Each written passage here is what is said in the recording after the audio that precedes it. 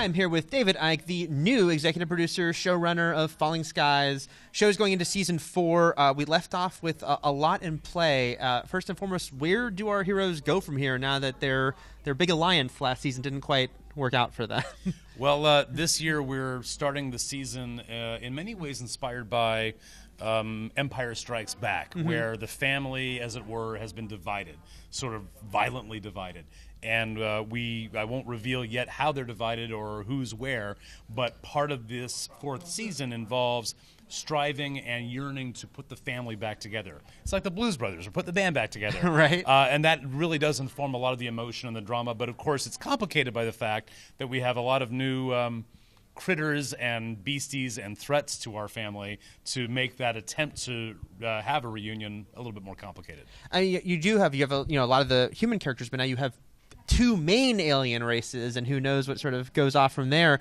With Karen dead, do we have sort of a new leader figure rise up for their main enemy, since we've kind of, she's out of the picture, obviously? Well, one of the things that I think is an opportunity that you have in a 3rd season of a show or a 4th season of a show, once you get deep into the run of a series, is to begin to personify the characters that maybe began as only representational or kind of ideas. So, for example, in the 4th season of Falling Skies, we have Ishveni characters, not just the idea of a looming threat or a dark cloud hanging over our heads, but defined points of view that may not be necessarily as negative or simplistically antagonistic as you might expect. Because we've met the rebels, but this will be sort of a different, point of view perhaps within the ones they've been fighting. Those rebels are duly punished for their rebellion, right, and manifest themselves in that punishment manifests itself in a way that is pretty horrible and disgusting. That sounds excellent to me. The Volm, clearly, obviously things went south with them in a big way.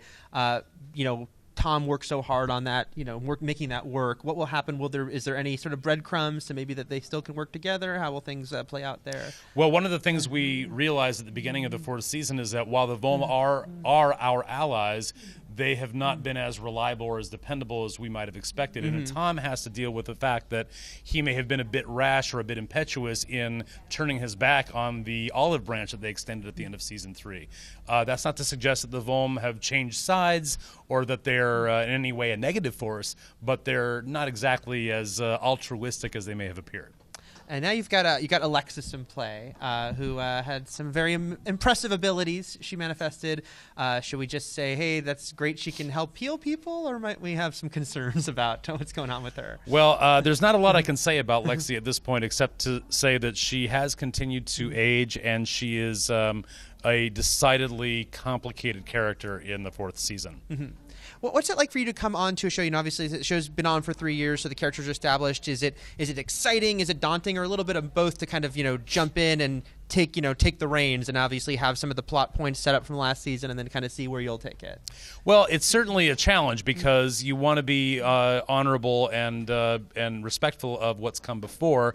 At the same time, I've said, even in a situation where I've helped give birth to a show and been with it from the beginning, by the time you get to this 3rd, 4th season place, you want to shake the cobwebs off. You want to start knocking the crutches out from under the characters and challenging them to find other ways to go about their business. In fact, one of the things that I've said to all the actors in our first meetings is, I'm yanking the rug out from under you, and everything that you may be comfortable with is going to go away, and a lot of things you might not be comfortable with are going to be introduced. And to their credit, they're all terribly enthusiastic to dive into that. They're all really great actors, great craftspeople. They love story as much as they love their characters, and they understand the value in that. So it's a good opportunity, really, for someone to come in and say, okay, I'm going to do some things that maybe surprise you or will surprise the audience, not because I don't love and respect what came before, but because that's what you do in season 4.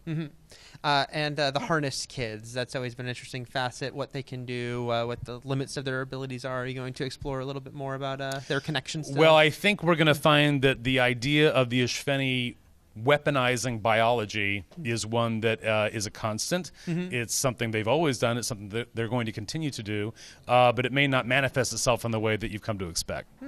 Now, you mentioned Empire Strikes Back at the top of the interview. Is, thematically, sort of what are you looking? Is there sort of a, you'd say a theme or sort of an overall, arc that you would say that you're looking to tell with this season? Yeah, I think that the idea of the moon, the moon that unifies us, that we can all look up at and know that our loved ones, even if we're separated from them, are looking up at the same moon, starts out as something very kind of almost poetic and emotional and unifying, and then slowly over the course of episodes becomes a little more than that. The linchpin, I guess, for the plot device that will deliver a blow to the Ishveni that could be the final one.